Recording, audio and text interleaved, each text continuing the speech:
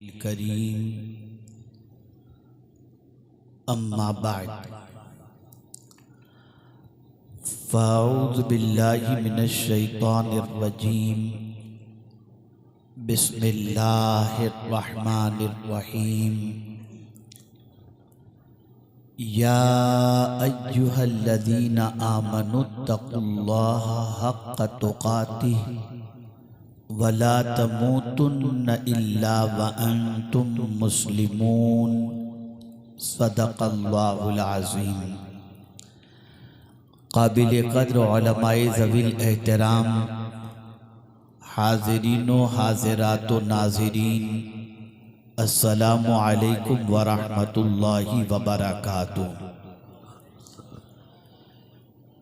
मेरे प्यारे आका सल्लल्लाहु ताला अलैहि वसल्लम के प्यारे दीवानों, जिस आये करीमा की तिलावत का मैंने शर्फ हासिल किया, उससे मुताल्लिक़ कुछ मारूज़ात पेश करने से पेशतर आकाए करीम रऊफ़ रहीम अलैहि तहिय्यत व तस्लीम की बारगाह में जिस तरीक़े से मैं पढ़ाऊँ, अक़ीदत व मोहब्बत में डूब कर उसी तरीक़े से दुरूद व सलाम का नजराना पेश करें। अस्सलातु वस्सलामु अलैका या रसूल अल्लाह। थोड़ी सी आवाज़ निकालें, थोड़ी सी आवाज़ निकालें। अस्सलातु वस्सलामु अलैका या हबीब अल्लाह।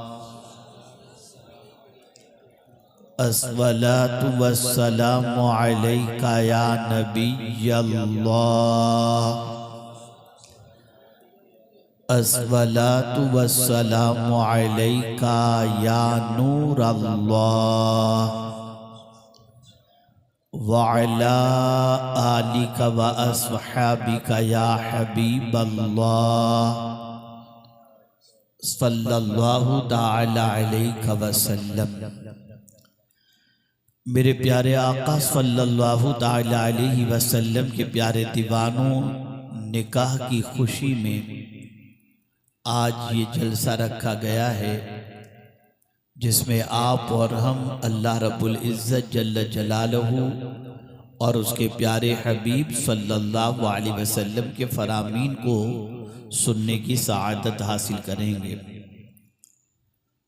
खुतबे मसनूना के बाद जिस आयत की तिलावत का मैंने शर्फ हासिल किया, ये आये करीमा जब भी खुतबे निकाह पढ़ा जाता है तो आकाए करीम सल्लल्लाहु अलैहि वसल्लम की सुन्नत के मुताबिक हर खतीब इस आये करीमा की भी तिलावत का शर्फ हासिल करता है। मेरे प्यारे आका सल्लल्लाहु ताला अलैहि वसल्लम के प्यारे दीवानों, आज के दौर का इंसान सबसे ज्यादा किस चीज को अहमियत देता है, उसे पहले थोड़ा सा समझ लें। हमारी निगाहों में इस वक्त सबसे ज्यादा या तो जान है, या माल है, या मादी चीज है, या आसाइश है, या ऐश परस्ती है, या दुनिया के सामान है। माल की अहमियत को इंसान सबसे ज्यादा फौकियत देता हुआ नजर आता है कि अगर उसके पास कसरत से माल है तो उसकी हिफाजत के लिए हर तरीके का वो एहतमाम करता है, घर में लॉकर का इंतज़ाम करता है, बैंक में रखता है, कुछ चीज़ों में इन्वेस्ट कर देता है ताकि उसकी रकम महफूज रहे और किसी तरीके से उसकी रकम ज़ाय होने से बच जाए। अफसोस की बात तो यह है कि कभी हमने कुरान मुक़द्दस में ये पढ़ने की सआदत भी हासिल नहीं की और जानने की सआदत भी हासिल नहीं की कि जान और माल से ज़्यादा किसकी हिफाजत ज़रूरी है। उसी को कुरान मुक़द्दस में अल्लाह अज़्ज़ व जल्ल ने फरमाया, ए ईमान वालो, अल्लाह से डरो जैसा कि उससे डरने का हक है, और न मरना मगर इस हाल में कि तुम मुसलमान हो। ईमान की हालत में जीना और ईमान की हालत में मरना ये मुसलमान की ज़िंदगी का सबसे बड़ा मकसद होना चाहिए। और आज अगर हम बहुत सारे इलाकों का दौरा करें तो ये बात वाज़े तौर पर समझ में आती है कि बड़े शहरों से लेकर छोटे देहातों तक हर जगह इस वक्त हमारा ईमान खतरे में नज़र आ रहा है और मुसलमान अपने ईमान की हिफाजत का एहतमाम सही तौर पर करता हुआ नज़र नहीं आता, बल्कि उसके नज़दीक ईमान और इस्लाम की वैल्यू और अहमियत डे बाय डे कम होती जा रही है और उसके दिलो दिमाग पर दुनिया की मोहब्बत इस तरीके से छा चुकी है कि वो ये समझता है कि यही दुनिया सब कुछ है और यही का ऐश सबसे अहम ऐश है। नतीजतन आप देखेंगे हर उस राह पर यह कदम बढ़ाता है जिससे उसकी आखिरत खरबा खराब हो जाए। आज वो कौन सा गुनाह है जिससे मुसलमान का दामन आलूदा न हो? आज वो कौन सी बुराई है जिसके दलदल के अंदर मुसलमान गिरा हुआ नजर न आता हो? हर बुराई और हर तबाहकारी की तरफ मुसलमान बढ़ता हुआ नजर आता है और आवारगी के अंदर डूबता हुआ नजर आता है। अल्लाह अज़्ज़ व जल्ल इरशाद फरमाता है, ऐ ईमान वालों, अल्लाह से डरो जैसा कि उससे डरने का हक है। आज हम देखते हैं इंसानों के दिल से अल्लाह का डर निकल गया, इंसानों के दिल से अल्लाह का खौफ निकल गया और ये अल्लाह के डर के निकलने की वजह, अल्लाह के खौफ के निकलने की वजह सबसे बड़ी ये है कि उसके पास अल्लाह के बारे में कोई मालूमात नहीं, वो अल्लाह की पकड़ के बारे में नहीं जानता, उसकी शान क़हारी के बारे में नहीं जानता। अगर बंदा जान ले कि अल्लाह अज़्ज़ व जल जहाँ रहमान रहीम है, जहाँ रज़्ज़ाक़ है, जहाँ मुईज़ व मुज़िल है, वहीं पर परवरदिगार जल्ल जलालहू क़हार भी है, जब्बार भी है। जब बंदा अल्लाह अज़्ज़ व जल्ल के बारे में ये चीज़ को जान लेगा तो उसकी ज़िंदगी के अंदर गुनाह नहीं होंगे, बल्कि वो अपनी ज़िंदगी को अल्लाह उसके रसूल जल्ल जलालहू व सल्लल्लाहु अलैहि वसल्लम के फरामीन के मुताबिक गुजारता नजर आएगा। याद रखें मेरे प्यारे आका सल्लल्लाहु अलैहि वसल्लम के प्यारे दीवानों, हम और आप जिस दौर से गुजर रहे हैं ये दौर दुनिया की मोहब्बत का दौर है, ये दुनिया की उल्फत का दौर है, दुनिया में गुम हो जाने का दौर है। हर नई चीज मार्केट में आती है और इंसान उसका दीवाना बनता चला जाता है।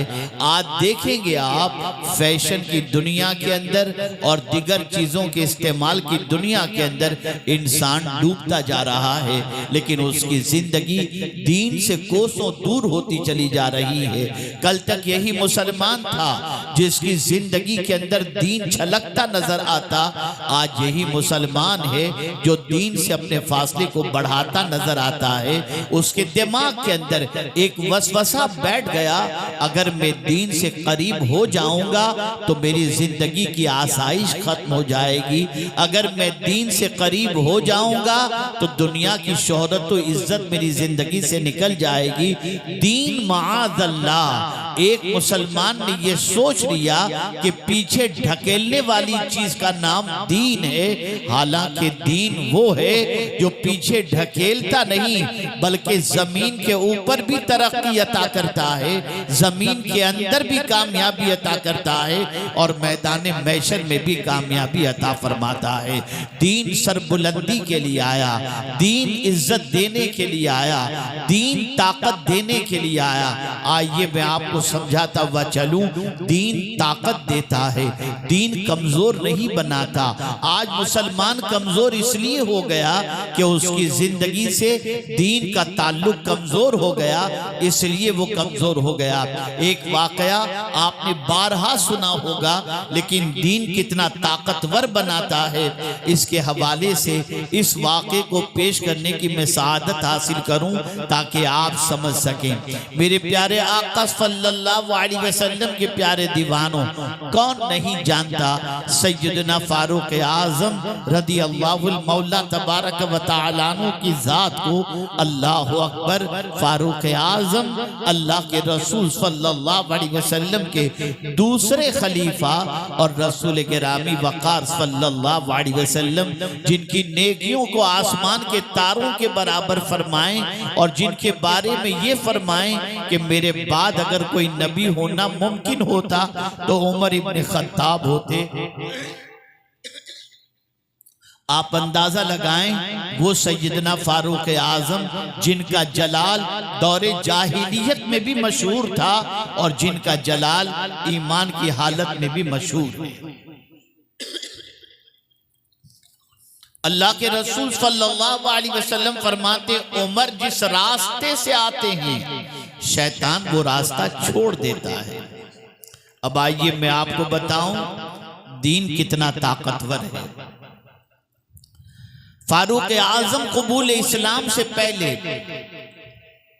रसूल गिरामी वक़ार सल्लल्लाहु ताला अलैहि वसल्लम को शहीद करने के इरादे से बरहना तलवार लेकर जब निकले तो किसी ने उमर इब्न खत्ताब से कहा कि तुम कहां जा रहे हो? तो उन्होंने कहा मैं शम्अ नबूवत को गुल करने जा रहा हूं। उसने कहा तुम वहां क्या जा रहे हो? जिस मोहम्मद अरबी सल्लल्लाहु ताला अलैहि वसल्लम के हवाले से तुमने ये प्लान बनाया है, तुम्हें मालूम भी है तुम्हारी बहन ने भी उस मोहम्मद का कलेमा पढ़ लिया है। उमर इब्न खत्ताब ने जब ये सुना तो दिल के अंदर अपनी बहन के लिए एक गुस्सा पैदा हुआ और उसी गुस्से के आलम में अपनी बहन के घर पहुंचते हैं और जानते हैं बहन घर के अंदर अपने शौहर को कुरान पढ़ा रही थी और फारूक आजम दरवाजे पर पहुंचे। दस्तक दी, बहन ने अपने भाई को देख लिया, शौहर को छुपा दिया और उसके बाद बहन के साथ भाई का बातचीत का सिलसिला शुरू हुआ। फारूक आजम ने पूछा मैंने सुना है कि तुमने मोहम्मद का दीन कबूल कर लिया है।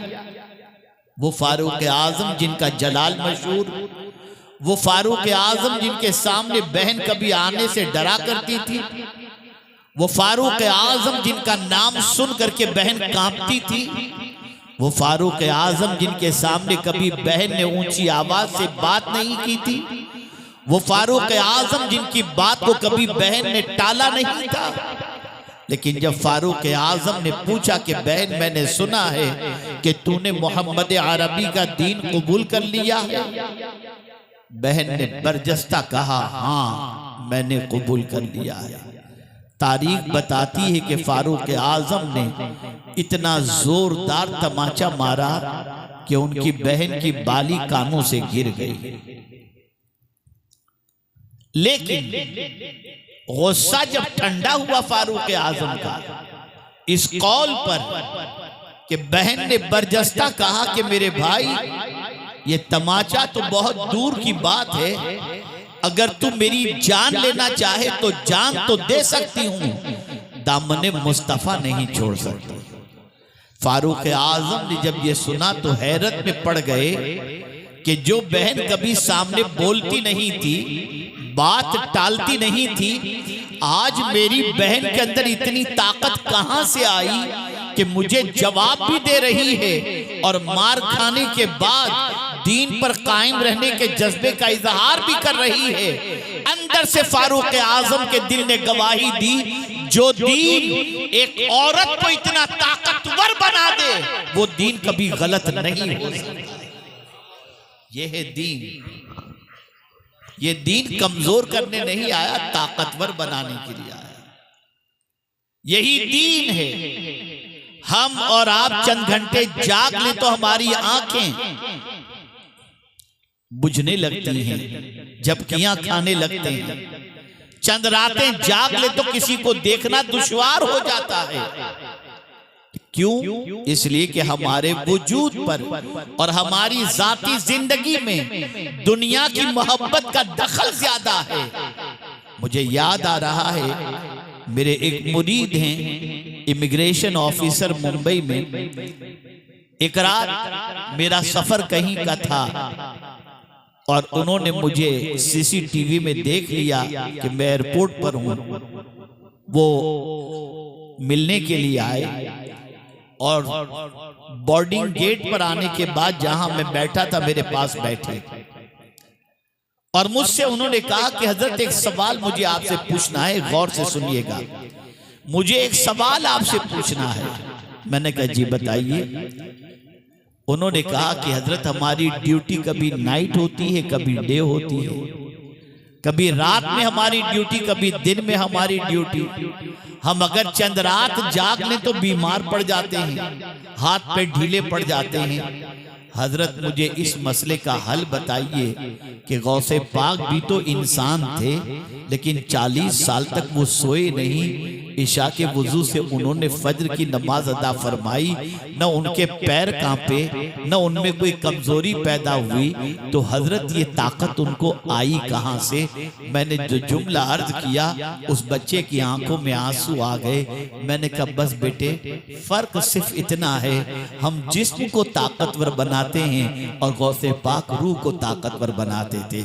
याद रखें, जब इंसान इबादत करता है तो उसकी रूह ताकतवर होती है। जब इंसान जिक्र इलाही करता है उसकी रूह ताकतवर होती है। जब इंसान नमाज पढ़ता है उसकी रूह ताकतवर होती है। जब इंसान तिलावत करता है उसकी रूह ताकतवर होती है। और रूह जब ताकतवर होती है तो जिस्म भी ताकतवर बन जाया करता है। मेरे प्यारे आका सल्लल्लाहु अलैहि वसल्लम के प्यारे दीवानों, आज इंसान जिम में जाकर के ताकतवर बनने की कोशिश करता है। आज का इंसान टॉनिक की दवाएं खा करके, मल्टीविटामिन लेकर के ताकतवर बनना चाहता है। लेकिन तारीख उठा करके देखो, जौ की रोटी और नमक खाने वाले अल्लाह के वलियों की ताकत का आलम यह था कि निगाह भर कर किसी को देख लें तो उसकी जिंदगी जेरो जबर हो जाए और ठोकर मार दें तो मुर्दा जिंदा हो जाता था। ये ताकत किस बुनियाद पर उनके पास थी? ये तवानाई किस बुनियाद पर उनके पास थी? ये तवानाई सिर्फ अल्लाह के दीन पर अमल करने की बुनियाद पर थी। अल्लाह के रसूल सल्लल्लाहु अलैहि वसल्लम के फरामीन पर अमल करने की बुनियाद पर थी। ऐ रसूल आजम सल्लल्लाहु अलैहि वसल्लम के दीवानों, दीन हमें कमजोर करने नहीं आया, दीन हमें ताकतवर बनाने के लिए आया। आइए मैं फिर आगे आपको समझाता हुआ चलूं। हम बैठे हुए हैं, इस वक्त जलसे में बैठे हुए हैं, अचानक पुलिस आ जाए या पुलिस की पूरी टीम आ जाए तो सब देखकर घबराएंगे, ये पुलिस वाले यहाँ क्यों आए? अल्लाह न करे, सदबार न करे, किसी के दरवाजे पर पुलिस वाला आ जाए, घर वाले सब घबराने लग जाते हैं। अगर आपने अखबार के अंदर पढ़ा हो या सोशल मीडिया पर पढ़ा हो कि अब ईरान और अमेरिका की जंग के अंदर एटम बम का इस्तेमाल होने वाला है, हम घबरा जाते हैं। फ्यूल का रेट बढ़ गया, हम घबरा गए। ऑयल की प्राइस बढ़ गई, हम घबरा गए। गैस आना बंद हुआ, हम घबरा गए। ये सारी चीजें हमें परेशान कर देती हैं। और हमारे मुकाबले में अगर कोई तलवार लेकर दुश्मन की फौज आ जाए, हम घबरा जाएं।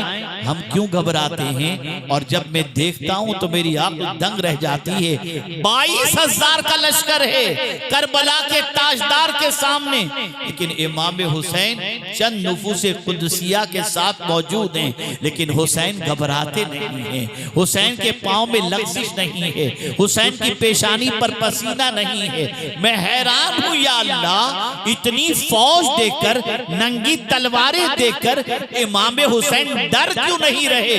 कौन सी चीज है जिसने इमाम हुसैन को बेखौफ कर दिया, ताकतवर बना दिया? तो जवाब मिलेगा। अल्लाह अज़्ज़ व जल्ल ने कुरान मुक़द्दस में फरमाया, इम्मा यातियन्नकुम मिन्नी हुदन फमन तबिअ हुदाया फला खौफुन अलैहिम वला हुम यहज़नून। जो दीन की पैरवी करेगा, उसका इत्तिबा करेगा, अल्लाह ताला उसके दिल से खौफ को भी निकाल देगा और गम को भी निकाल देगा। हम डरते इसलिए हैं कि दीन से फासला हमने बढ़ा दिया। और कितना फासला बढ़ाया, कितना फासला बढ़ाया। मस्जिद से मुनादी आवाज दे हय्या अलस सलाह, जाने को तैयार नहीं।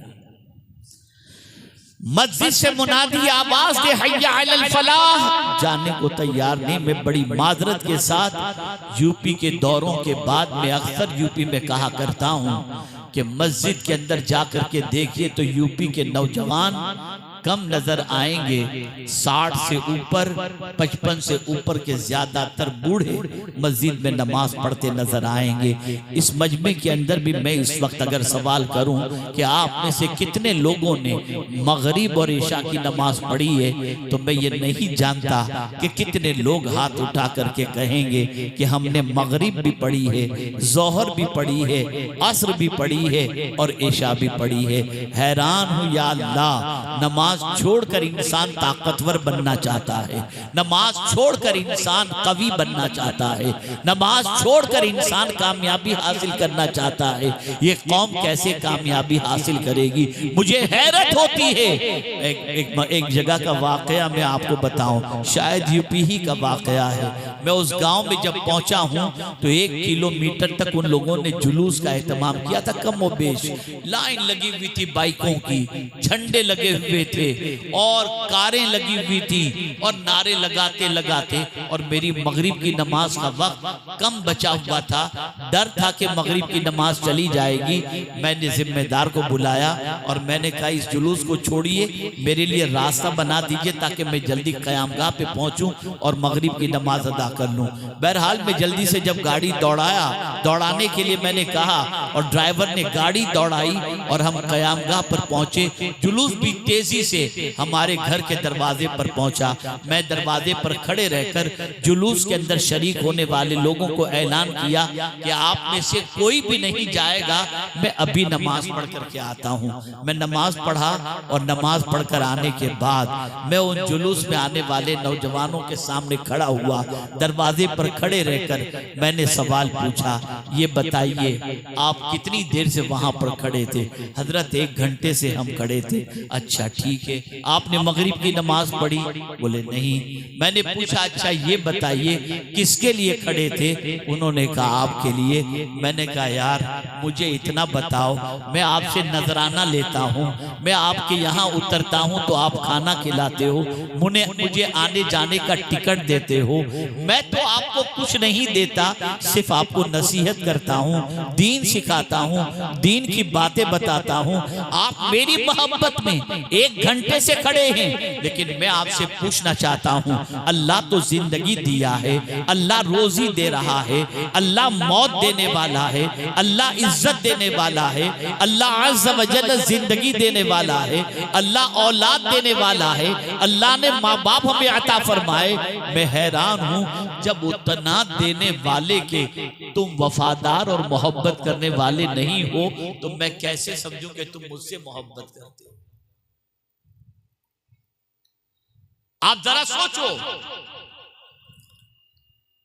आज का मुसलमान अपने रब को इतना भूल गया, उसके एहसानात को इतना भूल गया कि जिसकी कोई इंतहा नहीं। कभी कभी गुनाहों की मोहब्बत में इंसान पूरी रात गुजार देता है, लेकिन अगर ज़मीर जाग जाए, रूह उसकी बेदार हो जाए और वो उस बुराई से तौबा कर ले तो विलायत के ऊंचे मकाम पर पहुंच जाता है। कौन नहीं जानता हजरत अब्दुल्लाह इब्ने मुबारक रदियल्लाहु मौला तबारक व तआला अन्हु को तौबा से पहले हजरत अब्दुल्लाह इब्ने मुबारक रदियल्लाहु तआला अन्हु एक लड़की की मोहब्बत में गिरफ्तार थे। लड़की ने उनसे कहा आज रात में छत पर आऊंगी, तुम मेरे घर की छत के सामने खड़े रहना, हम एक दूसरे को देखेंगे। हजरत अब्दुल्लाह इब्ने मुबारक विलायत के मकाम पर पहुंचने से पहले आप उस लड़की के घर के सामने खड़े हो गए। ईशा की नमाज के बाद इंतजार कर रहे हैं कि अभी वो आएगी, अभी वो आएगी। यहां तक कि खड़े खड़े इंतजार में फज्र की अजान का वक्त हो गया और फिर फज्र की अजान की आवाज हजरत अब्दुल्ला इब्न मुबारक के कानों से टकराई, लरस गए और दिल में कहने लगे, यार फज्र हो गई ईशा से लेकर अभी तक और मैं इस लड़की की मोहब्बत में खड़ा रह गया। ज़मीर ने अंदर से आवाज ये है, अब्दुल्ला अगर पूरी रात खुदा की मोहब्बत में खड़ा रहता तो न जाने तेरा मकाम क्या से क्या हो जाता। उसी वक्त अब्दुल्ला इब्न मुबारक ने तौबा की, उस लड़की की मोहब्बत निकल गई, अल्लाह की मोहब्बत का चिराग सीने में रोशन हुआ।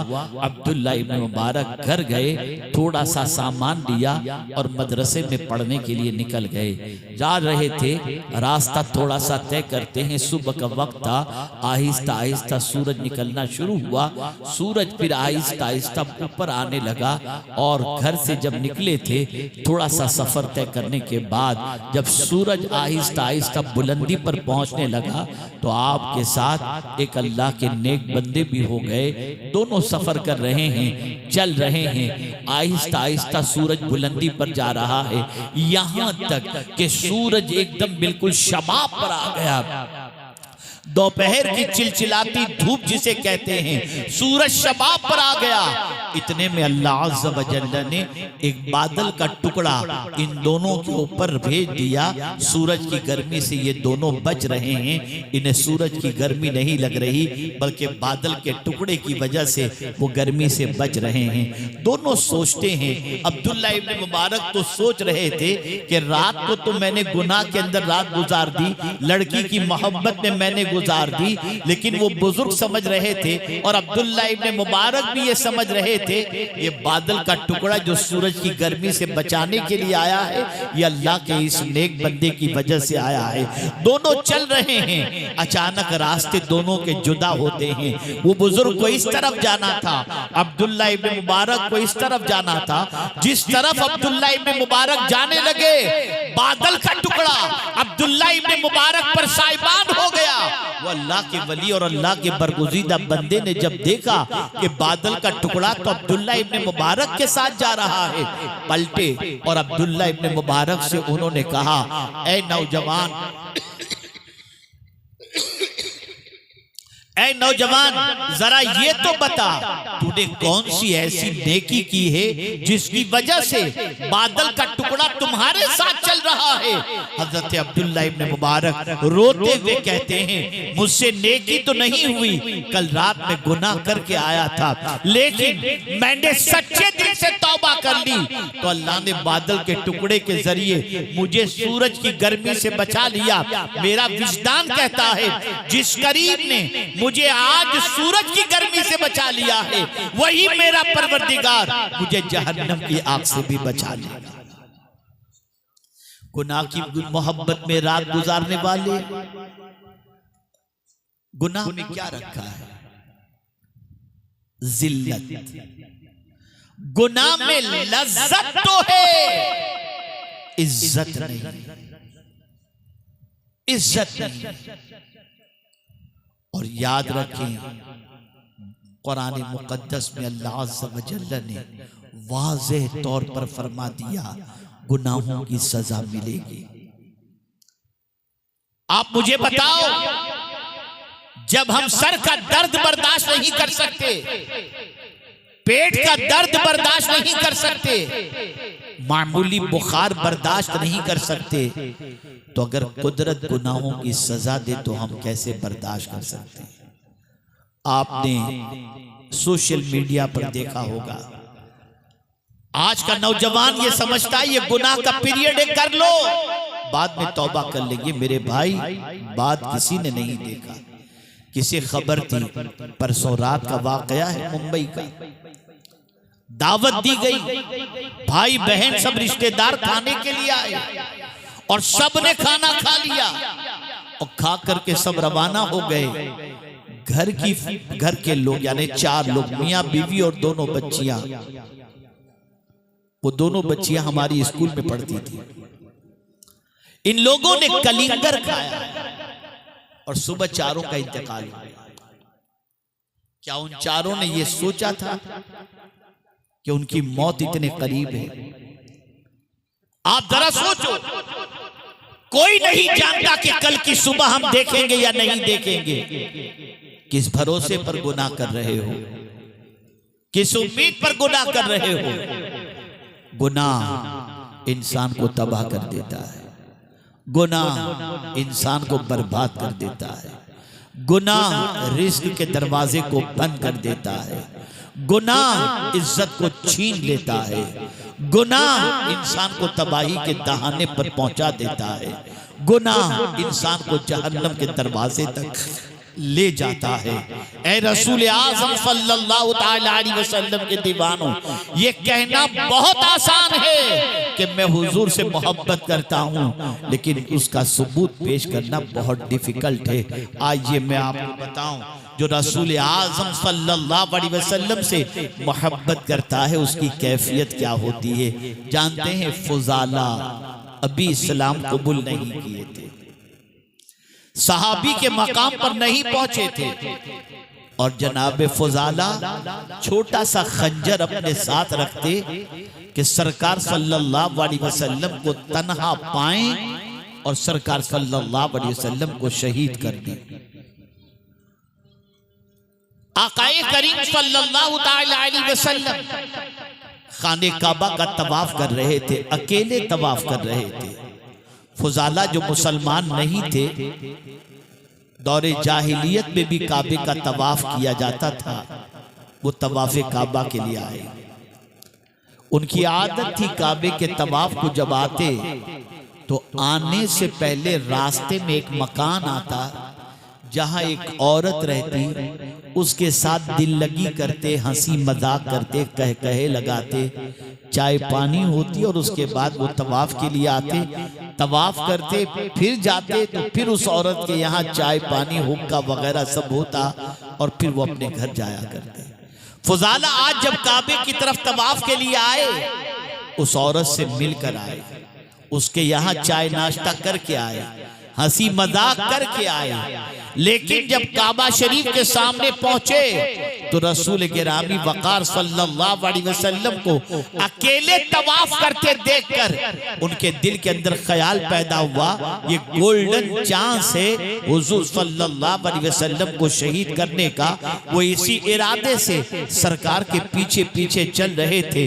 रसूल आज़म सल्लल्लाहु अलैहि वसल्लम ने पलटकर फुजाला को देखा और फुजाला से फरमाया, फुजाला क्या सोच रहे हो। इतना कहना था कि फुजाला ने बर्जस्ता कहा, नहीं नहीं नहीं, मैं तो काबे का तवाफ कर रहा हूँ। सरकार ने अपना दस्ते करम फुजाला के सीने पे मारा तो फुजाला कहने लगे, आज आपका हाथ मेरे सीने पर लगने से पहले आपके लिए मेरे दिल में नफरत थी, लेकिन आपका दस्ते करम मेरे सीने पर क्या लगा कि मेरे दिल में आपकी मोहब्बत पैदा हो गई। फिर वही फुजाला हुजूर सल्लल्लाहु अलैहि वसल्लम से अर्ज करते हैं, सरकार मुझे कलेमा पढ़ाइए। फुजाला कलेमा पढ़कर सहाबी रसूल बन गए। सरकार से अर्ज करते, मुझे कुछ तालीम दीजिए। आकाए करीम सल्लल्लाहु अलैहि वसल्लम ने उन्हें कुछ दीन सिखाया और उसके बाद फुजाला ने हुजूर से इजाजत मांगी और अर्ज किया, हुजूर इजाजत हो तो मैं घर की तरफ चलूं। सरकार सल्लल्लाहु अलैहि वसल्लम ने इजाजत अता फरमाई। वो घर की तरफ निकले। मामूल था कि घर से जब काबे के लिए आते उस औरत के पास बैठते, हंसी मजाक करते और फिर काबे का तवाफ करते, वापस होते फिर उस औरत से मिलते, हंसी मजाक करते और अपने घर की तरफ जाते। आज काबे का तवाफ और हुजूर पर ईमान लाने के बाद हजरत फुजाला जब पलट कर जा रहे हैं घर की तरफ, उस औरत का घर आया, रुके नहीं, औरत इंतजार कर रही थी। जैसे ही हजरत फुजाला को देखा, कहने लगी, फुजाला आओ जरा चाय पी लेते हैं। हजरत फुजाला ने जवाब नहीं दिया। उसने बरजस्ता कहा, क्या फुजाला मैंने कुछ ज्यादा मजाक तुमसे कर लिया था? क्या तुम मुझसे नाराज हो कि रुक नहीं रहे हो? हजरत फुजाला जवाब में फरमाते हैं, सुनो ऐ औरत, जब तक मैंने अपना दिल मदीने के ताजदार को नहीं दिया था, तेरी मोहब्बत में गिरफ्तार था। अब दिल मैंने मोहम्मद अरबी को दे दिया, तेरी मोहब्बत मेरे दिल से निकल चुकी है। यह है सच्ची मोहब्बत, यह है सच्चा इश्क। ए रसूल आज़म सल्लल्लाहु अलैहि वसल्लम के दीवानों, कौन काम आएगा? न कोई महबूब काम आएगा, न कोई महबूबा काम आएगी, न कोई दोस्त काम आएगा, न कोई सहेली काम आएगी, न कोई भाई काम आएगा, न कोई बहन काम आएगी, न बीवी काम आएगी, न बाप काम आएगा, न माँ काम आएगा। कयामत में अगर कोई काम आएगा तो मदीने के ताजदार काम आएंगे। मैं हैरान हूँ या अल्लाह, जो रसूल आज़म सल्लल्लाहु अलैहि वसल्लम पूरी पूरी रात अपनी उम्मत की नजात के लिए रोते रहे, आज उन्हीं की उम्मत पूरी पूरी रात गुनाहों के अंदर गुजारती नजर आती है। आज हमारी कौम के नौजवान रात को गंदी पिक्चरें देखने में खर्च करते हैं।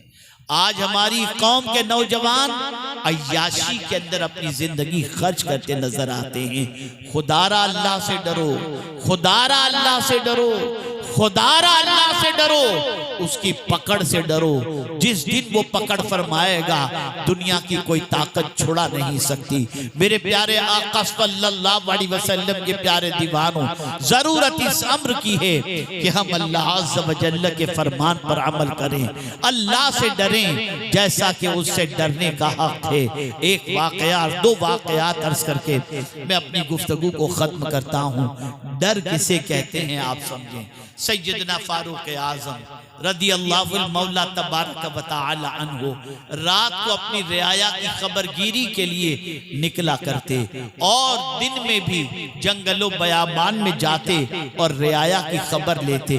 एक बार जंगलों बयाबान की तरफ आप निकले और जब तशरीफ ले गए, एक नौजवान को देखा बकरियां चरा रहा है।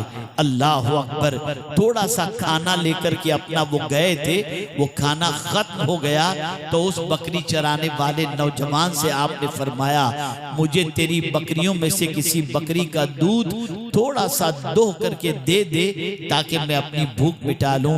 उस चरवाहे ने जवाब में, नौजवान चरवाहे ने जवाब में कहा, ऐ मुसाफिर, वो जानता नहीं था कि ये फारूक आज़म हैं, इसलिए उसने कहा, ऐ मुसाफिर, ये बकरियां मेरी नहीं, इन बकरियों का मालिक कोई और है, मैं उसकी इजाजत के बगैर तुझे बकरी का दूध नहीं दे सकता।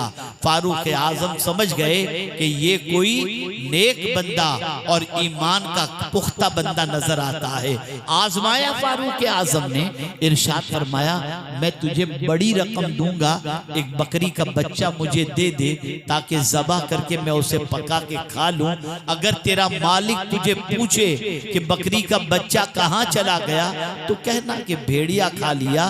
तेरे मालिक को इस जंगल में क्या पता चलेगा कि बकरी का बच्चा तूने बेचा या भेड़िए ने खा लिया।